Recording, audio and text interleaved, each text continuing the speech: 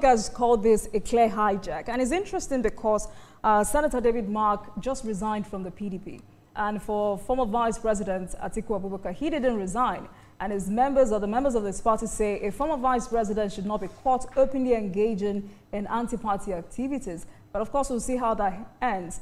Rauf Arabashala, for instance, is from the APC, the ruling party, and for a man who has been governor twice, minister for 8 years under the same party. And in less than 4 months, we saw Malam Nasir El-Rufai he has moved from APC to SDP to ADA and now ADC. How should Nigerians interpret this trend of veteran politicians targeting smaller parties, smaller platforms like the ADC? Is this healthy for democracy?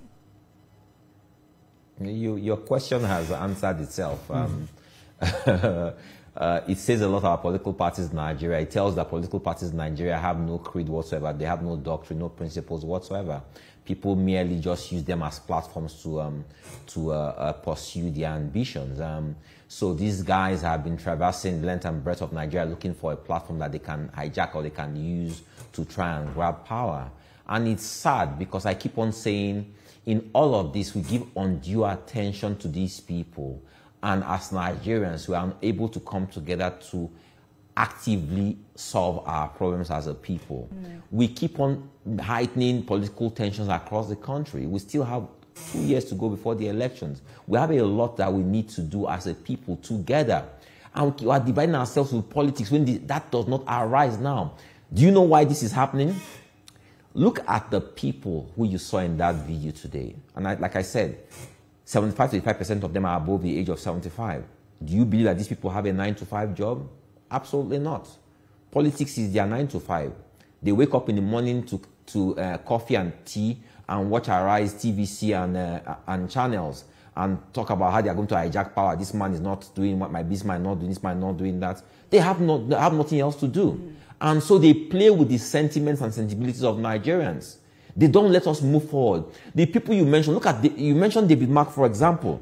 Where are his children? Where are his grandchildren?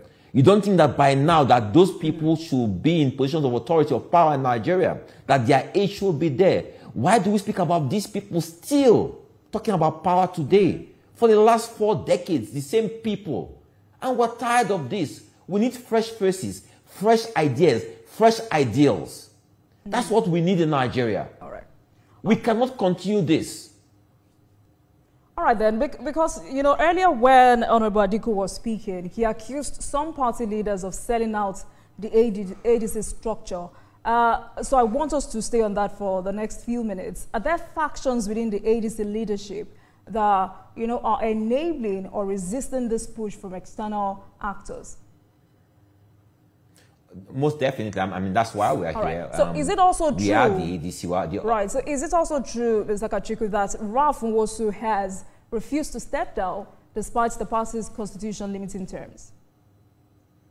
Oh, absolutely. And that is why we've gone to court. That is why we are engaging INEC now to make a categorical pronouncement on Rauf Nwosu's tenure so that it does not continue to deceive Nigerians. And this has gone on for too long. We can't have someone stay as party chairman of one party for the last 20 years. This is not a mom and pop business. It's not a supermarket that he owns, for Christ's sake.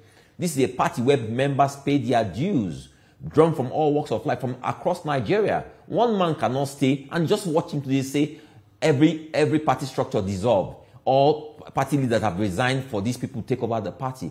When our constitution clearly states that for you to hold a party office, you must have been a party member for at least 2 years. Who jettisoned that part of the constitution? Have we had any convention, any special convention? Besides, he cannot hold or call a convention because he no longer holds office. So this is the reality of the situation. And what's painful for a lot of common and ordinary Nigerians, people who are members of our party, is when they hear you, a section of the media, describe David Mark as acting chairman of ADC. You are legitimizing fraud. You just know, what you need to say is there are people who are trying to hijack the party or a faction or the acting chairman of a faction of the party. That is what decent media coverage should be about. Mr. Kachikkwu, no, I won't take that from you. Can you hold on? I won't take that from you because hold on. No, I won't allow you to land with that. Can you hold on, sir? Because our own job in understanding that they are. What are you reporting? Don't now you have a situation where you are hearing from different sides of the party. And that's why you're here tonight. Because if we're not hearing from all sides of the divide, you won't be on this program tonight to express your grievances. You don't think so? No, I am not. I'm not here to express my grievances. I'm here to state a position. They should be expressing their grievances, saying that they have been sold a dummy. I'm not here to say. I am sitting kakaraka in my seat as the former presidential candidate of the party. You have a state chairman who is the state chairman, even though they've told you watch them saying that there are no more state chairmen, no more parties that are across the party. But my point I'm making is this: when you report, you don't report in a way that the minds of the listening, the viewing public, that they become biased, because people tomorrow wake up and believe that David Mark is actually the acting chairman of the party. But when you put a proviso, a caveat to say that this man is the acting chairman of a faction of the party, people are guided. Buyer beware. That's all I'm saying. All right, let me go back to Honorable Kachikkwu, because clearly what this means is that even if these individuals wanted to come into the party, Ralph Nwosu was not the right person to receive them or to have negotiated with them, which also means he has overstayed his welcome as chairman, as some of you have alleged. So do you think his continued stay is worth the damage it's doing to the party's public image? Well, it's just like what you are trying to explain, but the world is aware of what is happening. Nobody is a novice in politics. In fact, the Nigerians that are watching us speaking now, they know what Ralph Nwosu stands for. A man who stays as a party chairman. According to the constitution of the party, you can stay not more than 8 years.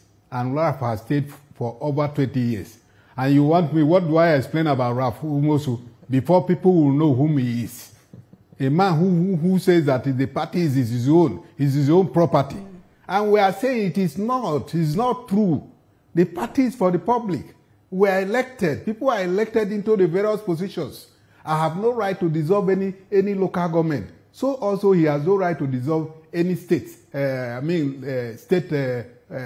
ESCO of the party. As far as I'm concerned, my tenure of office will expire by April next year if I'm not going for the second tenure. But I have the constitutional right also to go for the second tenure. So you just like His Excellency has said, the media has to help the public. You have to build this country. Quickly, Mr. Kachikkwu, we have less than 1 minute to round off